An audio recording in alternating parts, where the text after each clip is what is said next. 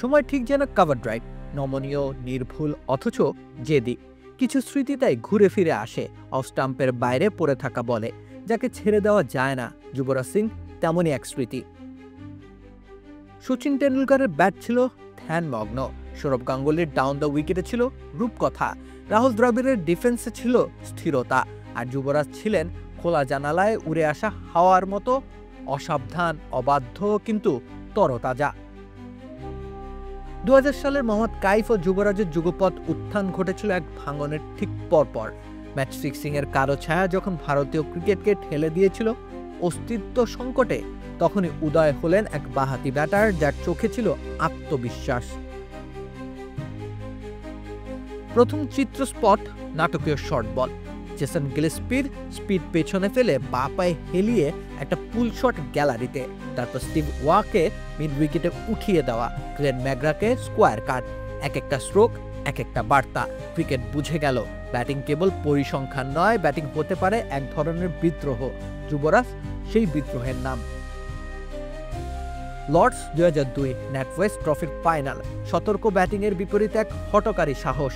যেখানে প্রতিপক্ষ হিসেব কষছে, সেখানে ইনিংস গড়ে উঠল অঙ্কের বাইরের ভাষায়। 5 উইকেটে 146 থেকে ফিনিশিং টাচে পৌঁছানোর গল্পে একটা ইনিংস বদলে দিল ভারতের ক্রিকেট মানসিকতা। তারপর এলো 2007 টি-20 বিশ্বকাপে 6 বলে 6 ছক্কা। স্টুয়ার্ট ব্রডের মাথার ওপরে ঘুরল সেই 6টি বল।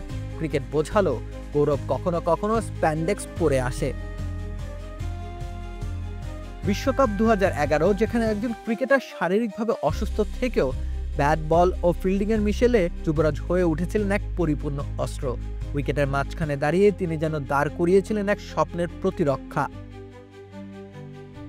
তবে সবচেয়ে শক্ত ইনিংসটি মাঠে নয়, মাঠের বাইরে, ক্যান্সারের বিরুদ্ধে। ক্রিকেট বোঝালো একজন ব্যাটসম্যান শুধু বোলারকে হারায় না, সময়কেও হারায়। তার ব্যাট থামলেও ব্যাটের সুইংটা এখনো বাতাসে বাজে, বাজে লেগ স্টাম্পের পাশ দিয়ে ছুটে যাওয়া বলের মতো হারিয়ে যাওয়া এক কৈশোরে।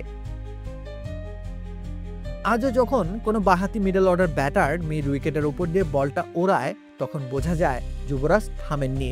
অফ স্টাম্পের বাইরের এক বলের মতোই তিনি আছেন, একটু ছুঁয়ে যাওয়া যায়, পুরোটা ধরা যায় না।